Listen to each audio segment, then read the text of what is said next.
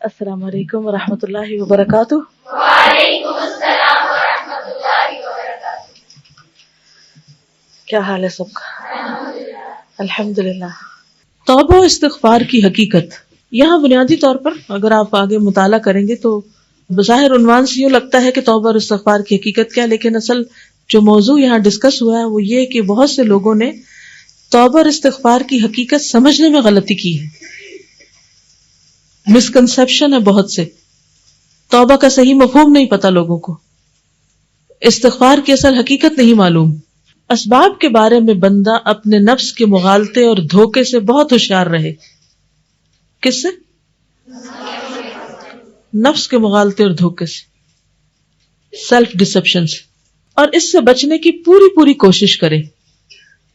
یہ ایک اہم معاملہ اور نازک ترین امر ہے، کیا کہ انسان کا نفس اسے دھوکہ نہ دے جائے۔ انسان بعض اوقات دوسروں سے دھوکہ کھانے میں بڑا محتاط ہوتا ہے اور بڑا ہوشیار بنتا ہے، لیکن بہت دفعہ خود اپنے سے دھوکہ کھا جاتا ہے، کیونکہ جو خود سے دھوکہ کھاتا ہے اس کو احساس نہیں ہوتا۔ قرآن پاک میں آتا نا، یخادعون اللہ والذین آمنوا وما یخدعون الا انفسهم وما یشعرون، کیونکہ ہر بندہ اچھی طرح سمجھتا ہے کہ معصیت اور نافرمانی، معصیت کیا ہوتا ہے؟ گناہ، غفلت اور خدا فراموشی اس کے حق میں ایک خطرناک امر ہے۔ سب کو پتا ہے کہ گناہ بہت خطرناک چیز ہے، زہر کی طرح ہے، اس کی ہلاکت اور تباہی کا موجب اور سبب ہے۔ کیا آپ سب کو یقین ہے؟ اس روز ہم بات کر رہے تھے نا، لا الہ الا انت سبحانک انی کنت من الظالمین کی، کہ ہم میں سے بہت سے لوگ یہ جملہ بولتے ہیں لیکن یقین نہیں رکھتے کہ ہم گناہگار بھی ہیں، ظالم بھی ہیں، غلط کام کرتے ہیں۔ اسی طرح بہت سے لوگوں کو اس بات کا یقین نہیں کہ گناہ نقصان دے گا۔ اپنے سے پوچھئے، کبھی سوچا کہ میں جو غلط کام کر رہا ہوں یہ مجھے نقصان دے گا؟ مثال کے طور پر جب آپ کسی کے ساتھ زیادتی کرتے ہیں تو آپ کو کبھی احساس ہوا کہ یہ آپ کو نقصان دے گی؟ اگر آپ کسی پہ ظلم کریں، کسی کو نقصان دیں، تو کبھی خیال آیا کہ یہ ظلم اور یہ نقصان آپ کو خود آپ کے سامنے آئے گا؟ کتنی دفعہ گناہ کرتے وقت یہ یقین آیا، یہ خیال بھی آیا کہ میں ہلاکت کی طرف جا رہی ہوں؟ ہوتا؟ تو اس میں آپ دیکھیے کہ گناہ جو ہے وہ ہلاکت اور تباہی کا موجب ہے اور سبب ہے۔ اس سے اس کی دنیا اور آخرت دونوں تباہ ہوتے ہیں۔ بندے کا نفس اسے دھوکہ اور فریب دیتا رہتا ہے۔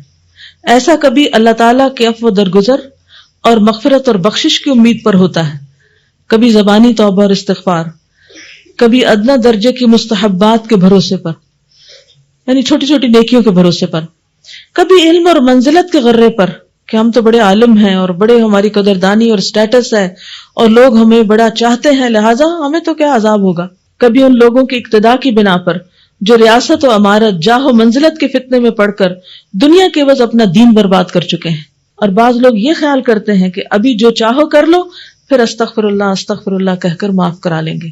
کبھی تقدیر کی آڑ لے کر، کبھی اپنے جیسے لوگوں کے اعمال و کردار کو دلیل بنا کر، کہ اور لوگ بھی تو کرتے ہیں ایسا۔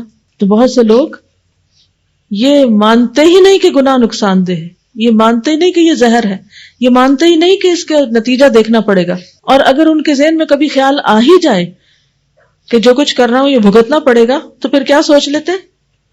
استغفر اللہ کہہ دیں گے، اللہ معاف کرنے والا ہے، اور پھر دلیر شیر ہو کر غلط کام کرتے ہیں۔ مکے کا ایک باشندہ مجھ سے کہنے لگا کہ ہم سے کوئی گناہ سرزد ہو جائے تو غسل کر کے خانہ کعبہ کا طواف کر لیتے ہیں، اس سے تمام گناہ معاف ہو جاتے ہیں۔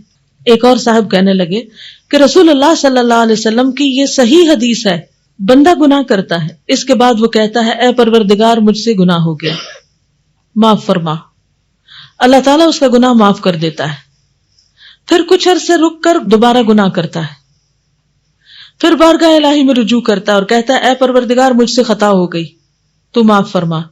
اللہ تعالیٰ فرماتا ہے میرا یہ بندہ جانتا ہے کہ اس کا کوئی رب ہے جو گناہ کو معاف بھی کر سکتا ہے اور گرفت بھی کر سکتا ہے، اس بندے کا گناہ میں نے معاف کر دیا۔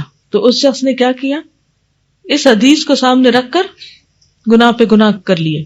ایک فقیہ ایک روز مجھ سے کہنے لگے کہ میں تو سارے کام کر گزرتا ہوں، اس کے بعد 100 مرتبہ سبحان اللہ و بحمدہ ہی پڑھ لیتا ہوں، سارے گناہ معاف ہو جاتے ہیں۔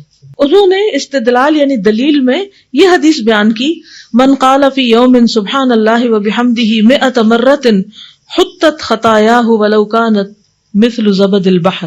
جو آدمی ایک دن میں 100 مرتبہ سبحان اللہ و بحمدہ پڑھ لے گا اس کے سارے گناہ معاف ہو جائیں گے اگرچہ وہ دریا کی جھاگ کے برابر ہی کیوں نہ ہو. دلیل بھی ہے, بالکل مطمئن ہے, کیا فکر ہے, کیوں غلط کام چھوڑے. یہ حدیث بیان کرنے کے بعد وہ صاحب کہنے لگے کہ مجھے اس میں ذرا بھی شک نہیں کہ میرا پروردگار ہے جو گناہوں کی مغفرت کر سکتا ہے اور گرفت بھی. اس قسم کے لوگ بسا اوقات اسی قسم کی امید اور رجا کی نصوص سے چمٹے رہتے ہیں, یعنی قرآن کی آیات کوٹ کرتے ہیں, حدیثیں پیش کرتے ہیں اور جو جی چاہے کرتے ہیں. اسی لیے آپ نے دیکھا ہوگا کہ بہت سے دیندار لوگ بھی دل کھول کے بڑے بڑے گناہ کرتے ہیں اور لوگ پھر کہتے ہیں کہ جی یہ قرآن پڑھ کے بھی یہ سب کچھ کر رہے ہیں. تو کوئی قرآن پڑھے ہوئے لوگوں سے پوچھے کیوں کرتے ہو, تو ہو سکتا ہے کہ انہوں نے بھی کچھ اسی طرح کی چیزیں اپنے دل میں تسلی کے لیے سوچ رکھی ہوں. اور پھر جاہل اور بے علم لوگ تو کچھ عجیب و غریب بھی باتیں کہا. جب تمہیں کریم اور بخشش کرنے والے کی بارگاہ میں حاضری دینا ہے تو پھر جس قدر بھی ہو سکے گناہ کر لو.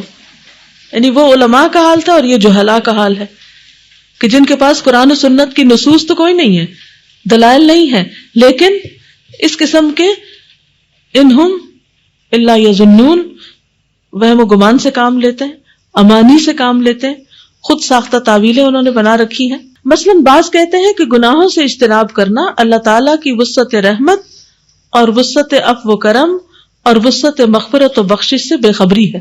کہ گناہوں سے کیوں بچتے, تمہیں نہیں پتا اللہ کی رحمت کتنی وسیع ہے اور کتنا معاف کرتا ہے اور اس کی بخشش اور مغفرت کس قدر زیادہ ہے. کوئی کہتا ہے گناہوں سے باز رہنا اللہ تعالیٰ کی مغفرت و بخشش کی خلاف ورزی اور اس کی شان کریمی کی توہین ہے. اگر تمہیں یقین ہے کہ اللہ معاف کرتا ہے تو پھر کرو گناہ. کچھ لوگوں نے یہ تعویل بنا رکھی. جی اکثر لوگ کہتے ہیں آپ ایسے ڈراتے رہتے ہیں, اللہ تعالیٰ اتنا غفور و رحیم. بعض لوگ سوچتے ہیں کہ نماز پڑھنے کی کیا ضرورت ہے, آخری عمر میں حج کر لیں گے ساری نمازیں بھی معاف ہو جائیں گی. بعض لوگوں کا یہ خیال ہے کہ مسجد حرام میں ایک نماز جو 1,00,000 نمازوں کے برابر ہے, لہٰذا اگر ایک ہفتہ بھی رہ لو تو ساری زندگی کی نمازیں ہوگی. کسی نے ان سے کہا کہ وہ سارے دن کی نمازوں کی نیت فجر کے وقت کر لیتے ہیں, تو چونکہ نیت ہے تو بس ٹھیک ہے, کافی ہے. کسی نے ان سے کہا کہ آپ کیا سمجھتے کہ آپ کے اعمال آپ کو جنت میں لے کے جائیں گے, ہمیں اللہ کی محبت جنت میں لے جائے گی. محمد بن حزم کہتے ہیں میں نے کچھ لوگوں کو دعا میں یہ کہتے سنا ہے کہ اے اللہ میں عصمت و بے گناہی سے تیری پناہ چاہتا ہوں, یعنی گناہ نہ کرنے سے تیری پناہ چاہتا ہوں. کیا مطلب اس کا؟ کہ مجھے گناہ کی توفیق دے. دوسرے لفظوں میں بہت سے لوگ ملیں گے جو مسئلہ جبر و قدر سے اپنا تعلق اور رشتہ جوڑے بیٹھے ہیں اور صاف صاف کہتے ہیں کہ بندہ اپنے افعال اور اعمال میں بالکل بے اختیار ہے اور معاصی اور گناہ کے ارتکاب میں مجبور محض ہے. لازمی گناہ کرنا پڑتا ہے کیونکہ ہماری قسمت میں لکھا ہے گناہ کرنا. انہی لوگوں میں سے بعض مسئلہ ارجاء کے فریب میں مبتلا ہے. ارجاء نہیں, مرجع جو فرقہ ہے اس کی طرف اشارہ ہے. کہتے ہیں کہ ایمان صرف تصدیق قلب کا نام ہے, اعمال کو ایمان سے کوئی تعلق اور واسطہ نہیں. لا الہ الا اللہ پڑھ لیا کافی ہے. فاسق سے فاسق ترین آدمی کا ایمان اور جبریل اور میکائیل کا ایمان برابر ہے. کیا کہتے ہیں؟ فاسق کا ایمان اور جبریل کا ایمان برابر ہے, کیونکہ وہ بھی لا الہ الا اللہ پڑھتا, وہ بھی پڑھتا. اس طرح تو شیطان بھی اللہ کے ساتھ شرک نہیں کرتا. وہ یہ نہیں کہتا کہ اللہ کے ساتھ کوئی اور بھی الہ ہے, وہ اللہ کو ایک ہی مانتا ہے. لیکن مشکل کہاں ہوئی اس کو؟ جب اس نے بات نہیں مانی. تو صرف اللہ کو مان لینا کافی نہیں جب تک کہ انسان عمل نہ کرے, اللہ کی بات نہ مانے. انہی میں سے بہت سے لوگ ہیں جو فقراء, مشائخ, صالح اور نیک بخت بندوں کی محبت, ان کی قبروں کی زیارت, ان کے سامنے تضرع و زاری کرنے, ان کی شفاعت و سفارش حاصل کرنے اور بارگاہ الہی میں ان کا وسیلہ لینے اور ان کے حقوق اور حرمت کا واسطہ دے کر مانگنے کے چکر میں پڑے ہوئے ہیں. کچھ لوگ اپنے آباء و اجداد, اسلاف اور بزرگوں کی عظمت و تقدیس کے فریب میں مبتلا ہیں کہ ان کے بڑے بڑے نیک لوگ تھے, ان کا خاندان بڑا نیک تھا, ان کے آباء و اجداد بڑے اچھے لوگ تھے. ان کے اسلاف بارگاہ الہی میں بلند و بالا مقام اور عظیم الشان درجہ رکھتے تھے. وہ انہیں ہر مصیبت اور بلا سے نجات دلا دیں گے, وہ ہمارے حق میں سفارش کر لیں گے, کبھی انہیں عذاب میں مبتلا نہ ہونے دیں گے, جس طرح سلاطین کی بارگاہ میں ہوا کرتا ہے. یعنی دنیا کے بادشاہوں کے پاس ایسے ہوتا ہے کہ کوئی سفارشی مل جائے, کوئی اگر بادشاہ کا مقرب ہے رشتہ داروں میں سے تو سارے کام آسان ہو جائیں گے. سلاطین و ملوک اپنے خواص اور مقربین کی اولاد اور قرابت داروں کے جرائم, گناہ اور لغزشیں معاف کر دیا کرتے ہیں. خواص اور مقربین کے عزیزوں اور قرابت داروں میں جب کوئی کسی خطرناک جرم کا مرتکب ہوتا ہے تو اس کا باپ یا دادا اپنی جاہ و منزلت اور تقرب و مرتبت کے زور سے اسے چھڑا لیتا ہے. تو اسی طرح جو لوگ بہت نیک ہیں وہ قیامت کے دن کیا کریں گے؟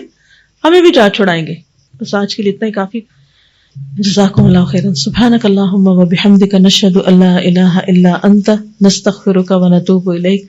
السلام علیکم و رحمۃ اللہ وبرکاتہ. وعلیکم